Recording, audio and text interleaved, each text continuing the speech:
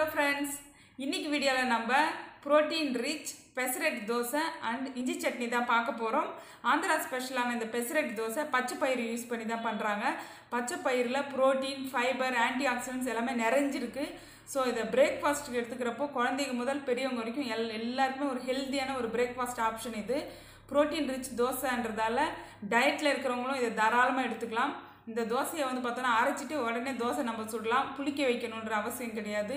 அதனால வந்து ஈஸியாக செய்யக்கூடிய இந்த பெசரட்டு தோசையும் இஞ்சி சட்னியும் எப்படி செய்யறதுன்னு பார்க்கறதுக்கு முன்னாடி இந்த வீடியோவை ஃபுல்லாக பார்த்துட்டு இந்த வீடியோ பிடிச்சிருந்ததுன்னா லைக் பண்ணுங்கள், ஃப்ரெண்ட்ஸ் அண்ட் ஃபேமிலிக்கும் ஷேர் பண்ணுங்கள், அப்படியே சப்ஸ்கிரைப் பண்ண மறந்துடாதீங்க. அப்போ தான் அடுத்தடுத்து போடக்கூடிய யூஸ்ஃபுல்லான இன்ட்ரெஸ்டிங் வீடியோஸ் உங்களுக்கு தொடர்ந்து வந்துகிட்டே இருக்கும். இப்போ வாங்க நம்ம பெசரட்டு தோசை இஞ்சி சட்னி எப்படி பண்ணுறதுன்னு பார்த்துடலாம். பெசரட்டு செய்கிறதுக்கு 2 கப் பச்சை பயிறு, 1/2 கப்பு பச்சரிசி எடுத்திருக்கேன். நல்லா வாஷ் பண்ணிவிட்டு இதை 8 மணி நேரம் ஊற வச்சிடலாம். காலையில் தோசை செய்யணும் அப்படின்னா நைட்டே ஊற வச்சிடணும், இல்லை ஈவினிங்க்குன்னா ஒரு 6 மணி நேரமாச்சும் ஊறணும். இப்போ அதை மிக்சி ஜாரில் மாற்றிக்கலாம். ஏன்னா நல்லா ஊறினா தான் மாவு நைஸாக வரும், தோசையும் நல்லா கிறிஸ்பியாக இருக்கும். இதில் ஒரு பச்சை மிளகாய் சேர்க்குறேன், காரத்துக்கு தகுந்தபடி நீங்கள் 2 வேணாலும் சேர்த்துக்கலாம். இஞ்சி கொஞ்சமாக சேர்த்துருக்கேன், உப்பு தேவையான அளவு சேர்த்து கொஞ்சம் தண்ணி விட்டு நல்லா நைஸாக அரைச்சி எடுத்துக்கணும்.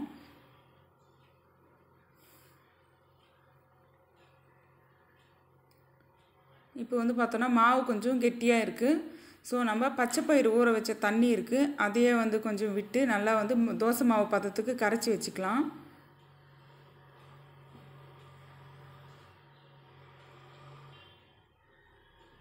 கொஞ்சம் கொஞ்சமாக விட்டு தோசை மாவு பதத்துக்கு கொஞ்சம் தண்ணியாக கரைச்சிக்கிட்டால் தான் தோசை சுடுறப்போ நல்லா கிறிஸ்பியாக முறுமுறுன்னு வரும். இந்த அளவுக்கு இருந்தால் போதும். இப்போ நம்ம இதை அப்படியே வச்சுட்டு இஞ்சி சட்னி ரெடி பண்ணிடலாம். இஞ்சி சட்னிக்கு வானலியில் இஞ்சி வந்து ஒரு 3 இன்ச் அளவுக்கு எடுத்து அதை நல்லா தோல் சீவி குட்டி குட்டியாக கட் பண்ணி சேர்த்துருக்கேன். ஒரு 7-8 மிளகாய் சேர்த்துக்கலாம். காரத்துக்கு தகுந்தபடி மிளகாய் அட்ஜஸ்ட் பண்ணி சேர்த்துக்கோங்க. எப்போவுமே இரும்பு வானலியில் சமைச்சோன்னா நல்லது நம்மளுக்கு, ஏன்னா அயன் கண்டென்ட் உடம்புல சேரும். அலுமினியம், நான்ஸ்டிக் அதெல்லாம் கொஞ்சம் அவாய்ட் பண்ணிவிட்டு இரும்பு வானலியிலே செய்யுங்க. நான் அதிகமாக வந்து ஃபுட்டு இரும்பு வானலியில் தான் சமைப்பேன். இஞ்சி வதங்கிடுச்சு. இப்போ 2 வெங்காயம் கட் பண்ணி வச்சுருக்கேன், அதை சேர்த்து நல்லா ஃப்ரை பண்ணிக்கலாம். வெங்காயம் கொஞ்சம் ப்ரௌன் ஆகிற அளவுக்கு வந்து நம்ம ஃப்ரை பண்ணிக்கலாம்.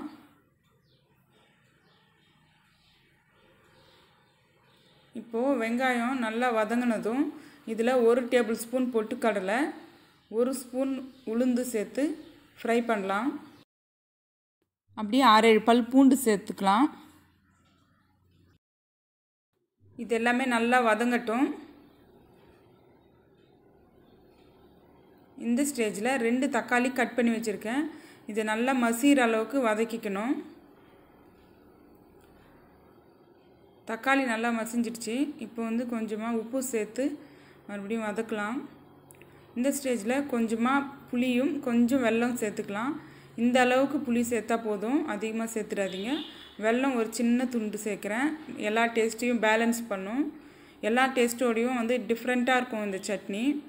இப்போ வந்து 1 டம்ளர் தண்ணி ஊற்றி கொஞ்சம் வேக வச்சுக்கலாம். அதை அந்த தண்ணியெலாம் கொஞ்சம் சுண்டுற வரைக்கும் அப்படியே வேகட்டும். இது இப்போ நல்லா தண்ணி சுண்டிடுச்சு. இதில் கொஞ்சம் கருவேப்பிலை சேர்த்துட்டு ஸ்டவ் ஆஃப் பண்ணிக்கலாம். இது ஆறுனதும் இதை மிக்சி ஜாரில் ட்ரான்ஸ்ஃபர் பண்ணிவிட்டு அரைச்சிட வேண்டியதுதான் சட்னி. இதில் வந்து கொஞ்சமாக தண்ணி சேர்த்து அரைச்சிக்கலாம், தாளிக்க வேண்டியதில்லை, அப்படியே நம்ம அரைச்சி எடுத்துக்க வேண்டியது தான். இஞ்சி டேஸ்ட்டோட டிஃப்ரெண்ட்டாக இருக்கும் இந்த சட்னி. பெசரட்டுக்கு வந்து நல்லா மேட்ச் ஆகும். பசங்க வந்து நல்லா விரும்பி சாப்பிடுவாங்க இதை, ஏன்னா அவங்களுக்கு ப்ரோட்டீன் சத்தும் கிடைக்கும், நல்லா டேஸ்ட்டாகவும் இருக்கும், கிறிஸ்பியாகவும் இருக்கிறதால இதை மிஸ் பண்ணாமல் வாரத்துக்கு ஒரு தடவை கண்டிப்பாக செஞ்சு கொடுங்க. இப்போது அரைச்சாச்சு, அவ்வளோதான். இதை நம்ம வேறு ஒரு பவுலில் ட்ரான்ஸ்ஃபர் பண்ணிடலாம். இப்போ வந்து தோசைக்கல் வச்சுட்டு தோசைக்கல் நல்லா காஞ்ச பிறகு நல்லா மாவு எடுத்து இந்த மாதிரி நல்லா நைஸாக தேய்ச்சி விடலாம். இந்த மாவை புளிக்க வைக்க வேண்டிய அவசியம் இல்லை, நம்ம அரைச்சி வச்சதும் அப்படியே தோசை ஊற்றலாம். இப்போது தேவையான அளவு ஆயில் விட்டுக்கலாம். சிம்லியே வச்சு கொஞ்ச நேரம் வெயிட் பண்ணோன்னா போதும், நல்லா கிறிஸ்பியான தோசை வந்து நம்மளுக்கு ரெடி ஆகிடும். பாருங்கள் எவ்வளோ சூப்பராக ரெடி ஆகிருக்குன்னு. குட்டீஸ்க்கு ரொம்ப ரொம்ப பிடிச்ச க்ரீன் தோசை ரெடி ஆகிடுச்சு. நீங்களும் இந்த காம்பினேஷன் ட்ரை பண்ணி பார்த்துட்டு எப்படி வந்ததுன்னு கமெண்ட் பண்ணுங்கள். கண்டிப்பாக வாரத்தில் ஒரு நாள் இதை சேர்த்துக்கோங்க. தேங்க்யூ.